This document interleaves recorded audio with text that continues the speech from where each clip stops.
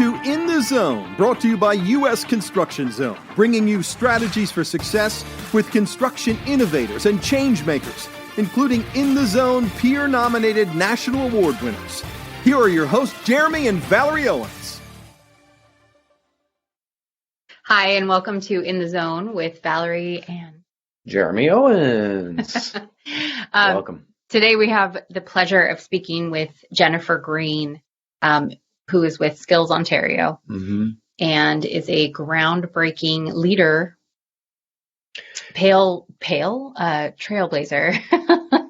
for women in the skills industry. Yeah, I mean, she's done great things for the skilled trades, and so we have a great conversation about her experiences in a very male-dominated society and industry, and some of the challenges that she overcame to get to where she is now, but also some of the positive things that she's seen along the way as well. So it's definitely something that we as an organization want to pay attention to. We don't want to just say we're about women in construction. We need to talk to them and figure out what their challenges are and how we can help. So it's good to get it started with Jennifer, and we have a lot more coming up, but definitely good to hear her experiences and also her accomplishments. Mm-hmm. All right, so have fun listening to Jennifer Green. All right, Jennifer Green has been labeled as a fearless trailblazer and glass ceiling breaker for women in non-traditional careers, and continues to advocate and be a leader in the skilled trade community. She has promoted the advancement of the skilled trades across Ontario, Canada, and beyond for almost 20 years in various roles through volunteerism, speaking engagements, and consulting. Jennifer is the Director of Competitions at Skills Ontario, an organization focusing on encouraging youth to explore and pursue careers in the skilled trades and technologies. Among her accolades, she has been presented with the Universal Women's Network Women of Inspiration Award, WXN Top 100 Canada's Most Powerful Women Award, and the Conestoga College Alumni of Distinction Award, along with founding countless other initiatives. Please help me welcome Jennifer Green. Thank you for being here. Hi, thank you so much for having me. Yes, I appreciate that. I don't know, that was quite a list of accolades there. You must be very proud. So thanks a lot. I am. Thank you very much. It's definitely a journey of passion, to say the least. Cool. Well, we'll get right started with our first question. Please describe your upbringing and what led you to pursue a career in the skilled trades. So it all started in high school when I thought that I was going to go to university for forensic criminology. And I had an opportunity for cooperative education, and I'd taken tech all along, but used it as a bird course. I was good at it, enjoyed it, got good grades. So I was using the good grades to get my university application up even higher. And even though my father is a tool and die maker, it never was pushed as a career option. And when it came to co-op, I thought, let's go have some fun instead of all the university courses. But I had no idea what to take. And I literally sat down with my local college course description guide, which was Conestoga, and I read through all the descriptions of all the different skilled trades that they offered and landed on industrial mechanic millwright. And it is the one that spoke to me of problem solving and the jack of all trades and doing hydraulics and pneumatics and blueprinting and mechanical troubleshooting, machining, electrical, plumbing, you name it, right? Ended up falling in love with it, and I became a registered apprentice while in grade 12 through the Ontario Youth Apprenticeship Program, known as OYAP. I was able to start my apprenticeship right away before I'd even technically graduated high school, and ended up having my license by the age of 21. And so what led to it was, even though it was in my family, it was not the first choice presented to me. I kind of fell more into it and was able to discover something that was never shown to me before. And had it not been for those old school paper copies of course guides, I might not have ever been able to find them when you could walk into guidance and grab the book and flip through it. Now everything's available online and it's so much easier to find. Yeah. So really being able to find and explore the different careers that are available to you could literally change your life. Yeah, that's awesome. I know, that's amazing. So you obviously are a woman in a male-dominated industry. How have those challenges? How did you have to face those challenges early on, and how has it been as you've moved forward in the industry?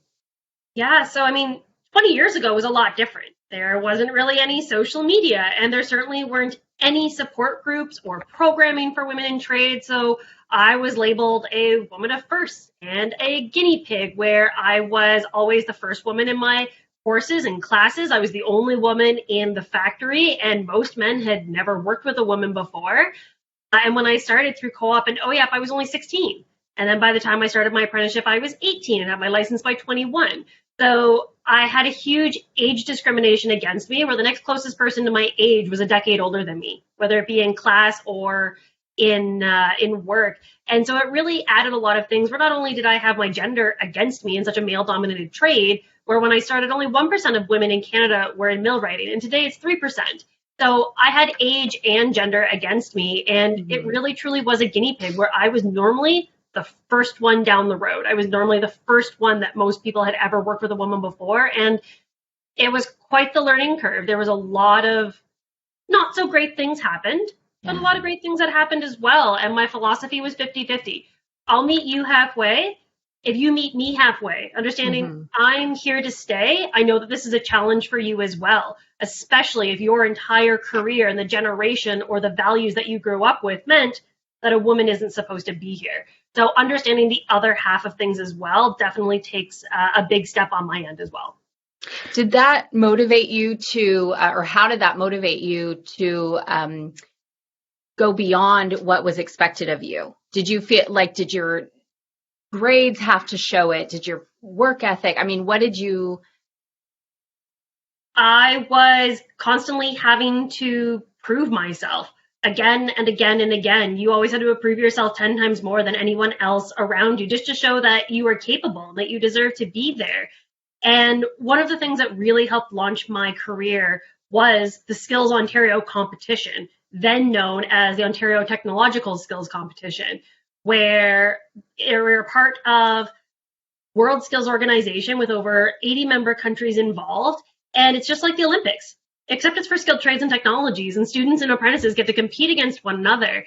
And my college, Conestoga, chose me to represent them for millwright. And I laughed and I said, no. I said, no. I'm like, are you kidding me? I'm like, what if I come in last? I'm like, I'm not willing to put more to the stereotype than what there already is. And I was afraid and I didn't want to do it. And my teacher sat me down and said, like, we chose you for a reason. We feel that you can do this. So I made a deal with them and said, so long as you help train me and support me, I will do it. Well, I proved myself wrong. I don't like coming in last. I do not like getting low grades. And I ended up winning gold in Ontario and moved on nationally and got silver in Canada and was the second woman ever to compete in that contest. And the respect that it gained me in my career as being a woman in a male-dominated trade really helped launch things and change things. And it's always given me a drive to do the best thing that I possibly can to make everything the best that it can be for change, efficiency, effectiveness. How can I make things better? Wow. Yeah, inspiring. It's a great segue into this next question, because in our pre-call, we talked a lot about how often you just said yes, so when that question came or that opportunity came, you said yes. And then you learned public speaking. And I mean, so many young people, that's like their number one fear, right? I mean, our daughters, like, they stress about, oh my gosh, I have a presentation tomorrow. I'm like, just keep doing it, because you said yes to those public speaking events, and that launched all these other opportunities that you probably weren't aware of. Yeah, it was almost like having a second career with all the volunteer work that I did. So I had one career that was mechanical and my trade, and then I had this other career of public speaking, where I'd already done public speaking in school and like competitions and stuff, but never did I think I was going to do anything with it. But when I was in high school, I was also the first woman signed in the OEAP program for my entire school board. So I really stuck out like a sore thumb, and groups started picking me up. And I started doing keynotes from there, and it snowballed. And you're right. The only time I've ever said no was I couldn't get the time off or I didn't have vacation. But I said yes to as much as I possibly could to help advocate for skilled trades and the skills labor gap and women and underrepresented people in skilled trades. And it really turned into having two careers at once and built these two completely different playing fields of the skill sets that I was able to gain throughout my career. Yeah, it's It's also interesting. You were saying like you were the first a lot of times in each kind of position. Did they have to write like policies and change handbooks and all sorts of stuff like that just to make it work? That's a really great question. In one instance, a change room had to be changed from a male change room into a female change room because there wasn't one.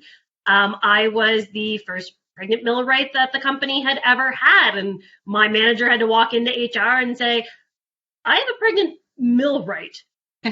What do I do? Because there was no policy for a skilled tradesperson for light duty. So I was part of the process of working with my doctor and working with the company and writing a policy for future women after me to have a policy in place because I was the first.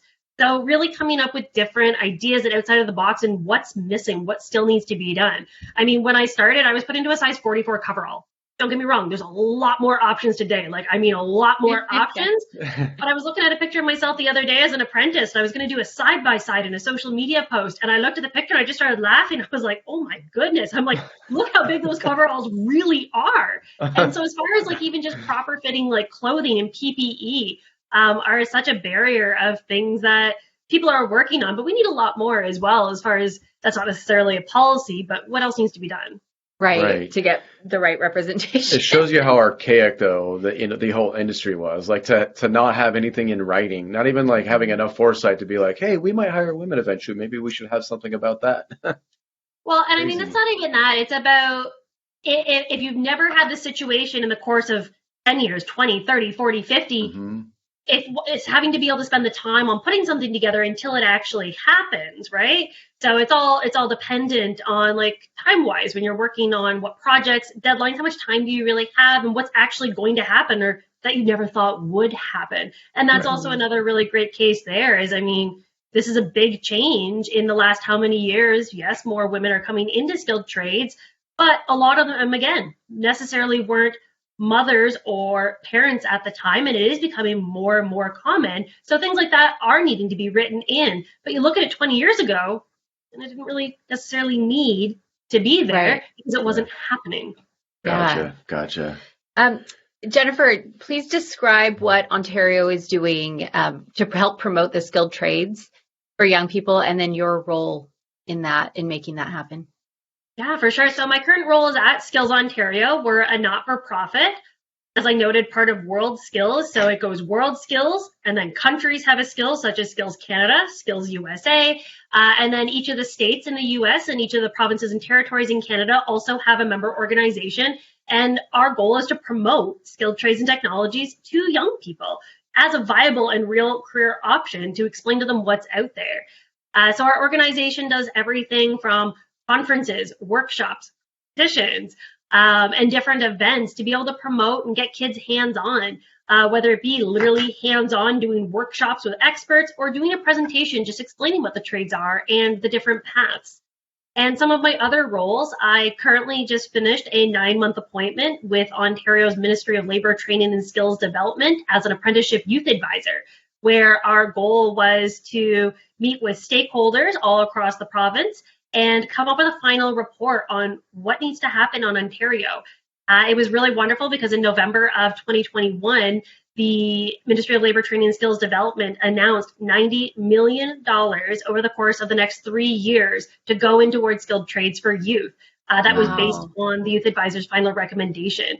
So it was really exciting to meet with hundreds and hundreds of stakeholders and have a province-wide survey to have those with their boots on the ground have an opportunity to have their voice heard in change for the province. So really proud of what Ontario is doing as a province in moving skilled trades along. I see more commercials about skilled trades now from our government and our federal government than I have ever seen in my entire career. So it's really exciting to see those higher levels really jumping on board and noticing, realizing and understanding the gap that we truly are in and how much worse it's going to continue to get if we don't do something about it. That's awesome. So is Ontario, are they just kind of starting with the messaging now at this point? Like you said, commercials, is it? No, they definitely started a while back. They launched a media campaign called A Career You Wouldn't Trade that was focused on skilled trades. And I think that was 2 years ago. Don't quote me on that. And there'll be a lot more messaging as well. For example, the new Skilled Trades Ontario just launched, and it's the new crown agency for skilled trades and apprenticeships in Ontario. Cool. Wow, that's exciting. I know. It is.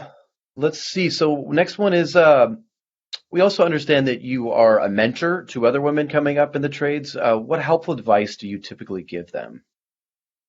My favorite one by far is simple, is for tools. Tools are expensive. Doesn't matter what brand you buy, for as many as you need.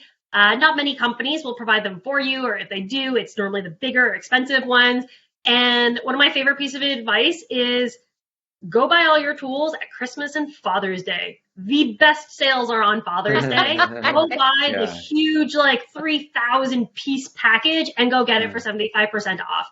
Yeah. And up here, we have a store called Canadian Tire that sells Mastercraft Maximum. It has a lifetime warranty.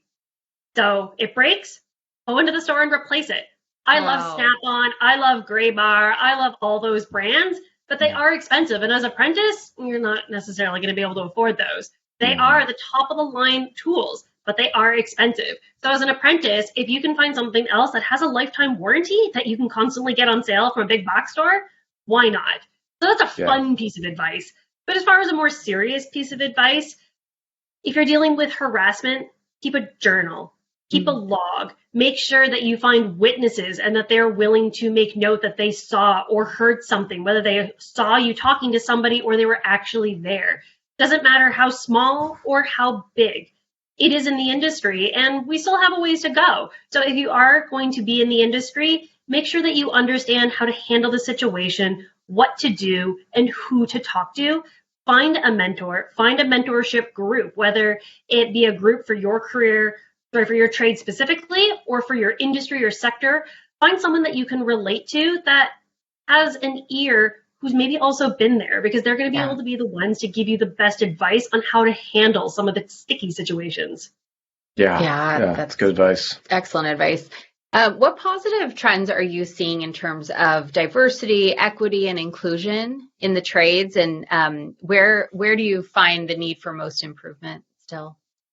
I think one of the big exciting things is you see a lot of roles specifically now for DE&I, that there are actual managers and directors for diversity, equity, and inclusion. And that's making a big difference as well, as far as recognizing when we're talking about women in trades, also saying women and those who identify as women, and making sure to be as inclusive as possible. That companies are creating these policies not only for attraction into the trades, but also retention. And then on top of that, not only training the women and new people who come in, but what about all the people who are already working? Do they need to be trained? What additional facets did they need to have? As I noted, I was the first woman that almost every single one of my coworkers had ever worked with before. They didn't even know how to talk around me. Right. They didn't even know if they should open the door for me. They didn't know if they should stop swearing. And those are really simple circumstances, but making sure that training is included and provided for those already working there. And to me, being public. Showcase the programs that you have available for skilled trades and underrepresented groups. If you can show that your programs are public, if you are able to put that out there, you are showing, for lack of a term, the world, I've got your back. We have a policy in place. We are working on this. And by advertising that, people know that by walking in your door, they want to apply because they know that they're going to be safe in that atmosphere. So being public with your programs for skilled trades and underrepresented groups, to me, is a huge key in making a difference. Yeah. So what areas are you still seeing like such a lack of movement? I know construction has been really slow. I mean, we talk about it constantly in the US that, you know, we're slow to everything. I mean, technology is slow in construction. Diversity and inclusion has been very slow, and we're still, even though the trends are positive, it's still so very slow. And I wondered, like, what area do you think is the biggest glaring need that you see? This is a simple one, and you are going to hear it from every tradeswoman under the sun. There needs to be proper facilities for washrooms. It's one thing to have a bunch of porta potties, but it's another to have none that are appropriate for a woman. Or I've seen a lot. I'm involved in a couple of different tradeswomen chat groups. And what I hear constantly over and over again is that if there is one for a woman, a lot of the times the code to get in is a certain 4 digits that isn't necessarily appropriate. It is still a bit of a laugh, but it's something that we're almost there. We're almost there. Right. But it is the number one complaint that I hear from women in construction is just the simple fact of a proper facility for them to use the washroom on site and at the same amount of locations. That if you've got washrooms in 4 different sites on the construction site, there should also be a women's washroom or a women's porta potty at the same 4 locations. Not just one, because there's only one woman on site, so she's got to go to ground floor, 4th floor, 6th floor to use the same washroom. It should be as available as it is to everybody else. Yeah. It seems so simple, but it shows you that, man, head slapping moments. So much room for growth. Yeah, I know. Well, and one of the other examples that I bring up as far as restrooms is a factory. If you are having to convert change rooms and bathrooms over to women, and the majority of them were for men, where are they located in the building? How far of a walk is it to get to the women's washroom? How much different scheduling does a woman have to make in her day just to be able to walk back and forth from the bathroom? If it's a 10-minute walk across the facility, that's an extra 10 minutes for every break, every restroom, end and start of day that the woman has to plan in her day just to get to the location, because likely there's only going to be one, possibly, or more, but not maybe as many as there are for men. As just an example, not saying that that's the case everywhere, but it is a really good example that a lot of women have to plan their day with extra time just to walk back and forth from when they're located. Yes. And ensuring, I think, too, part of the importance is ensuring that you have women giving insight into those types of things, that, you know, whether it's a board or it's the just the leadership in any business or trade, that they have a woman's voice that's telling them what is needed, what would be fair, what is right, you know, so it's not just a bunch of men making that decision for women or thinking like, hey, we've thrown her a bone here, in reality. And I mean, even as far as like board of directors, seeing more women getting even on board of directors is really a great and positive step as well. That someone who has actually lived it, been there, done that, is able to give a personal context to making that change. It's one thing to make a suggestion. It's another thing to have lived in what that suggestion could look like. Yes. Yeah. Absolutely. Yeah. I had one other question that, you know, maybe I didn't prepare you for, but I was looking back at your accolades. You know, out of these, which one are you most proud of? And you know, for us in the States, you know, I don't know about what a lot of these mean, but to be awarded top 100 of anything has got to make you pretty proud. Which one are you most proud of?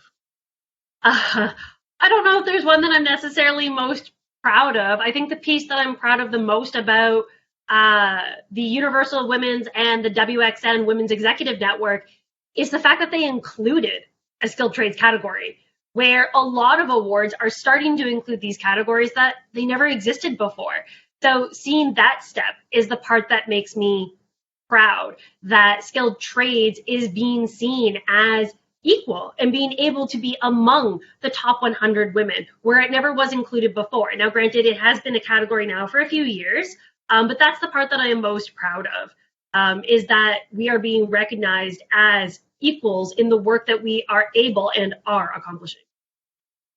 Good You're answer. absolutely right. I mean, that's an interesting perspective. I wouldn't have thought of it that way. I think so many times we get to talking and, you know, it's focused on a woman entering a male-dominated industry, but there's also the flip side of that, of where, as women, what are we acknowledging? What are we placing importance on? And, you know, kind of what we're putting out there. So, like there's an award that's not in there, the YWCA Women of Distinction Award. I won that in 2013. And that was the very first year that category was ever created. Wow. And these other 2 awards, WXN, I think it's now in its 3rd or 4th year of that category, and Universal Women's Network, I'm not sure on how many years, but that's the proud piece, is that that category is coming alive, because there's all the stigmas around skilled trades, but then there's this many more stigmas for underrepresented groups, and then this many more stigmas if you are 2 underrepresented groups, and then this many more. So there's all these additional layers once you add on being an underrepresented group in skilled trades of stigmas topped on top of stigmas, topped on top of more stigmas. Yes. Yeah. Wow, well said. Well, we're going to go into our zone out portion of our podcast, where we ask you just some fun questions. So the first one is, as a child, what did you want to be when you grew up? Ooh, I wanted to be an artist. I loved drawing. I loved painting. And it's recently that my husband actually said to me, he's like, you need to get a new hobby, because my hobby was skilled trades. And it was my hobby as my volunteer work when I wasn't working specifically with Skilled Ontario. And now my hobby is my job. So I'm trying to get back into stuff. He's got me painting again, and I'm quite proud of it, actually. We got some of them framed, and they're now hanging on the wall. Oh, that's awesome. Cool. You still visiting that passion. Yeah. That's nice. Not trying. I think trying. All right. Number 2, you have your own late night talk show. Who do you invite as your first guest? Oh, who do I invite as my first guest? Does it have to be about skilled trades? No, not at all. Oh. Okay. He's Canadian. He is famous. He is an actor. But seriously, Ryan Reynolds, he is funny as heck. Yeah. I just laugh. If I was going to go on that route, I think I would pick something like that, just because he's so funny and everything. He finds a way to just make light of everything. And the fact that he's Canadian and he's so proud of it, he really puts it out there. I love that fact. And I feel like that's a bit of a cheesy answer, but he's too much of a funny guy. I love that. And then last, who's the most influential person in your life? Funny, because I was just thinking about that the other day. A name popped up on my LinkedIn feed, and I was like, oh, wow. I'm like, I haven't seen this person in a really long time. And I got thinking about it. I'm like, wow, this person really helped me in writing my resume at a certain point in my life. And if it wasn't for them, I might not have been able to make a certain move. And I don't think there's any one individual. There are so many along my path at different points in my career that helped me get from one place door to another, or that gave me advice. And there's so many. Like it would be pages and pages long. But one of the people I always try to give kudos to, aside from my family and my friends, was my lead hand when I was an apprentice. I was drowning in my second year. There was a lot of not so great things happening, and I was really struggling with a certain situation, and he noticed. He asked for me to be switch shift, and he took me under his wing, and he really helped me get through a difficult time, and I almost quit. I will admit it. And if it wasn't for him, then would I have quit? Would I have stuck with it? He made sure I got through it and that I had the tools to handle some of the situations. That's incredible. Yeah, that shows a lot of courage that he did that. And yeah, if he didn't do that, maybe you would be painting. I don't know. Well, thanks again for being here. We really appreciate you taking time out of your valuable schedule and being here with us. And we'll make sure that we send this out to our group and make sure that we promote what's going on up there. And we just appreciate what you're doing for the skilled trades, and keep going. We definitely need it. Slow wins, a little bit at a time. That's what we need. So we appreciate you being here. I just love it as a mother and, father to 2 girls. We have a son as well, but having role models like you who are paving the way and knowing and having the courage to say yes to things that I think normally, if you had looked at the mountain in front of you, it would have been very overwhelming. But just that you said yes and took those steps, and where you're at now and what you've done for Skills Trade is just phenomenal. Yeah. So very thankful for you. Yeah. Thank you. Thanks thank you so much for having me and for all your kind words. As I noted, there's a lot that needs to be fixed, and I'm a small cog in a big machine. And so every little bit that I can do will help me. Awesome. Absolutely. Thanks again, Jennifer. Thank you so much. All right. So we just finished having an awesome conversation with Jennifer Green, who is such a strong advocate for getting women in the industry, whether it's construction, she's more specialized in skilled trades, just getting them motivated and started. And I would even step beyond that and say she's a huge advocate for minority, and it's amazing when we're talking to her, because it kind of strikes me as because she's a woman, we tend to categorize her accomplishments within that category. We say, well, she did this as a woman and she did that as a woman. And won't it be great when we're at that point where we can just introduce her as a phenomenal advocate in the skilled without trades. having to put women in front of the award, right? So as of right now, where we're at, that may be where we're at. And, and even that, I think Jennifer was great in pointing out that, those small steps, those small accomplishments and, are important in themselves. So. Right. Yeah, I agree. And I think that the way, she's described as that fearless trailblazer and glass ceiling breaker is so true. I mean, it's a perfect description when you have to, write policies and you have to completely change a way a business runs. That is exactly what a glass ceiling breaker is. So, I mean, I'm glad that she was willing to say yes and to go through some of the struggles and continue so that now it's an option for other women and they can see that, use her as example and say, hey, I can do it too. So we need people like that.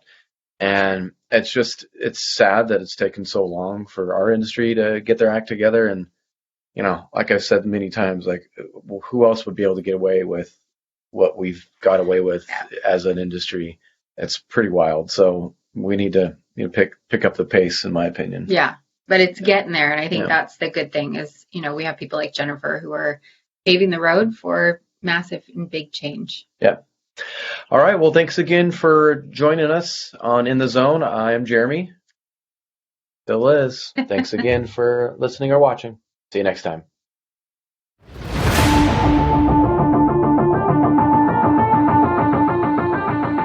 You've been listening to In the Zone with Jeremy and Valerie Owens. Be sure to subscribe to In the Zone and stay in the know with the best minds in the construction industry. To nominate an innovator or change maker in the construction industry, connect with your management peers, and stay up to date with construction industry news, be sure to visit usconstructionzone.com.